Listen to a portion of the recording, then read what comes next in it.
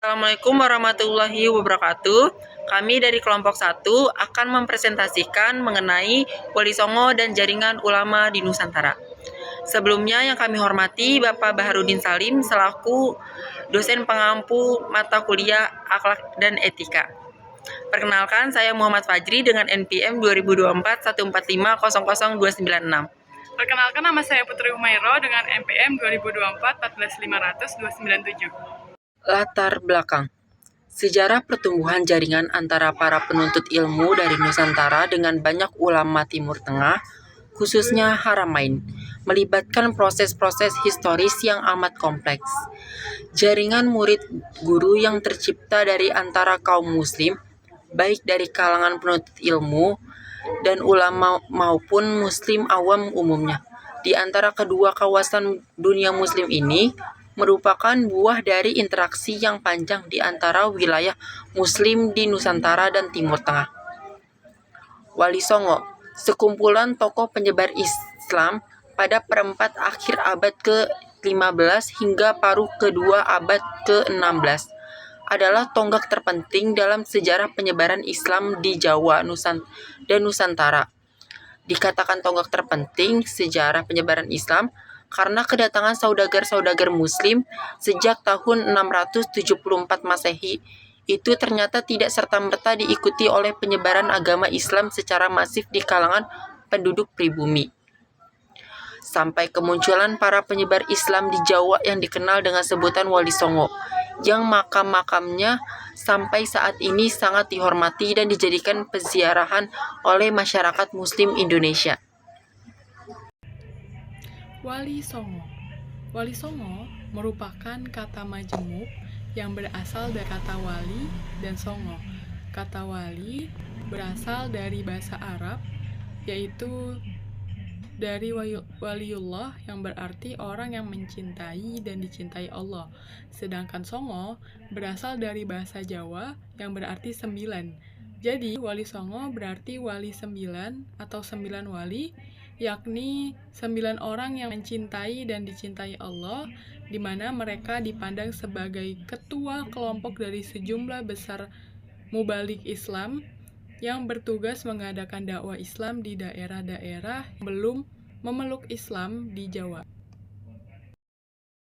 Selanjutnya, kiprah, tradisi, dan pemikiran Wali Songo dalam berdakwah di Nusantara.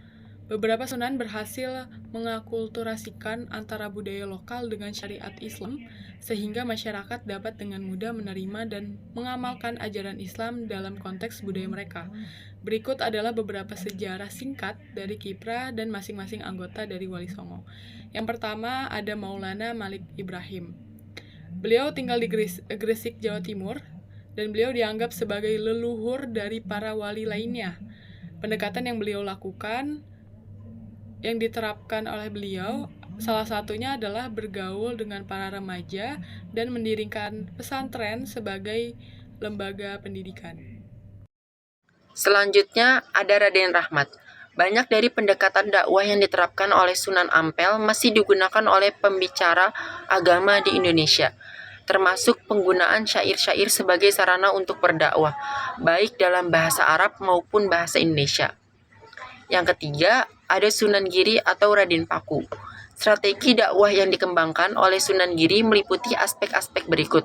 Pertama, melatih dan membimbing kader inti para dai melalui perguruan Giri. Kedua, menyebarkan agama Islam di wilayah di luar Jawa. Ketiga, menyelenggarakan pendidikan yang serta-merta bagi masyarakat dengan menciptakan gamelan sekaten dan seni wayang kulit yang mempromosikan ajaran Islam. Selanjutnya, ada Sunan Derajat atau Raden Qasim. Beliau berdakwah dengan kesenian rakyat, seperti bermain gamelan jigsaw, dilanjutkan dengan ceramah agama. Raden Qasim telah menunjukkan kecerdikannya dalam menggunakan kesenian rakyat sebagai media dakwah untuk menjangkau masyarakat. Lalu ada Sunan Bonang atau Raden Makdum. Beliau berdakwah melalui kepiawaiannya sebagai dan tradisi wayang dan gubahan tembang macam luar biasa. Sebagai seorang bangsawan keturunan Tuban dari pihak ibunya, Sunan Bonang sejak dini sudah mendalami seni dan budaya Jawa. Lalu ada Sunan Kalijaga, di mana beliau memanfaatkan berbagai jenis kesenian, termasuk wayang, sastra, dan seni lainnya sebagai sarana untuk menyebarkan agama Islam. Dan juga para penyebar agama seperti Wali Songo ini juga menggunakan pendekatan seni sebagai sarana untuk menarik perhatian masyarakat. Ketujuh, ada Sunan Kudus. Ia memiliki keahlian yang mengagumkan dalam berbagai bidang ilmu agama, terutama fikih, tauhid, hadis, tafsir, dan logika. Sunan Kudus menggunakan simbol-simbol Hindu dan Buddha dalam dakwahnya. Kedelapan, ada Sunan Giri. Dalam menyebarkan agama Islam, Sunan Muria mengikuti jejak ayahnya dengan memanfaatkan seni, terutama dalam menciptakan lagu dan pertunjukan wayang kulit, dengan mengintegrasikan unsur-unsur Islam ke dalam cerita yang disampaikan. Kesembilan, ada Sunan Gunung Jati, satu-satunya Wali Songo yang memiliki posisi pemerintahan untuk mengembangkan penyebaran Islam. Selanjutnya, ulama Nusantara yang bersanad ke Wali Songo. Sanad keilmuan agama Wali Songo, yang pertama ada Sunan Gresik atau Maulana Malik Ibrahim, di mana sanad keilmuannya itu bersambung kepada Syekh Maulana Akbar, yaitu seorang ulama besar dari Gujarat, India. Lalu yang kedua ada Sunan Ampel, sanad keilmuannya bersambung kepada Sunan Gresik dan juga Syekh Maulana Akbar.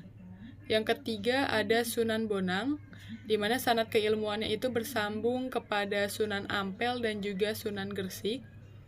Lalu yang keempat ada Sunan Derajat, sanad keilmuannya bersambung kepada Sunan Ampel dan Maulana Malik Ibrahim. Lalu yang kelima ada Sunan Kudus, sanad keilmuannya bersambung kepada Sunan Ampel dan Maulana Malik Ibrahim. Keenam, ada Sunan Muria. Sanad keilmuannya bersambung kepada Sunan Kalijaga dan Sunan Bonang. Ketujuh, ada Sunan Ngundung. Sanad keilmuannya bersambung kepada Sunan Bonang dan Sunan Ampel. Kedelapan, ada Sunan Gunung Jati. Sanad keilmuannya bersambung kepada Syekh Maulana Akbar dan Maulana Malik Ibrahim atau Sunan Gresik. Kesembilan, ada Sunan Kalijaga. Sanad keilmuannya bersambung kepada Sunan Bonang dan Sunan Ampel. Sanad keilmuan Wali Songo ini menunjukkan bahwa mereka memiliki silsilah keilmuan yang bersambung kepada baginda Nabi Muhammad SAW dan ulama-ulama besar lainnya, salah satunya ulama Nadlatul Ulama atau NU. Selanjutnya, relevansi masalah pendidikan kontemporer pada sekolah atau madrasah. Yang pertama, integritas ilmu agama dan umum, di mana Wali Songo menggabungkan ajaran agama dengan pengetahuan umum dan menciptakan masyarakat yang religius dan berpengetahuan luas. Pendekatan ini relevan bagi madrasah ataupun sekolah saat ini untuk menghasilkan lulusan yang kompeten dalam ilmu agama. Yang kedua, pendidikan karakter melalui keteladanan. Wali Songo menekankan dakwah melalui keteladanan uswatun hasanah yang menunjukkan akhlak mulia dalam kehidupan sehari-hari. Madrasah ataupun sekolah dapat mengadopsi pendekatan ini dengan menjadikan guru sebagai teladan yang membentuk karakter siswa yang berakhlak mulia. Yang ketiga, metode dakwah yang humanis dan akulturatif. Wali Songo menggunakan pendekatan dakwah yang komunikatif dan juga akulturatif dan tanpa kekerasan, sehingga menarik simpati masyarakat lokal. Madrasah ataupun sekolah dapat menerapkan metode ini dengan mengintegrasikan seni dan budaya lokal dalam pembelajarannya dan menjadikannya lebih menarik dan kontekstual.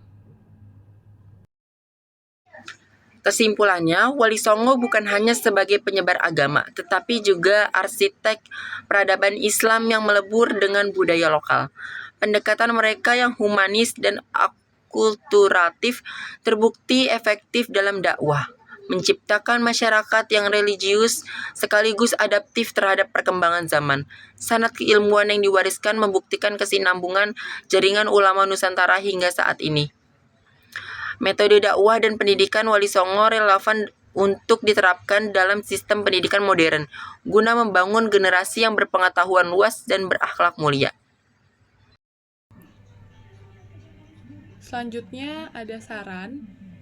Yang pertama, mengembangkan kurikulum berbasis kearifan lokal, di mana pemerintah dan lembaga pendidikan diharapkan mengintegrasikan nilai-nilai dakwah Wali Songo ke dalam kurikulum nasional agar peserta didik lebih mengenal akar budaya dan agama secara seimbang. Lalu yang kedua, pelatihan guru berbasis keteladanan. Guru perlu dilatih agar mampu menjadi teladan bagi siswa, sebagaimana Wali Songo yang berdakwah dengan memberikan contoh langsung dalam kehidupan sehari-hari. Lalu ada revitalisasi kesenian tradisional sebagai media dakwah. Seni lokal seperti wayang, tembang, dan gamelan dapat dihidupkan kembali sebagai media pembelajaran yang menarik dan menanamkan nilai-nilai moral dan juga spiritual di kalangan generasi muda. Lalu yang terakhir ada penelitian lanjutan. Perlu ada studi lebih dalam mengenai pengaruh sanad keilmuan Wali Songo terhadap jaringan ulama kontemporer dan pengaruhnya terhadap pemikiran Islam di moderat di Indonesia. Sekian presentasi dari kelompok kami, kurang lebihnya mohon maaf.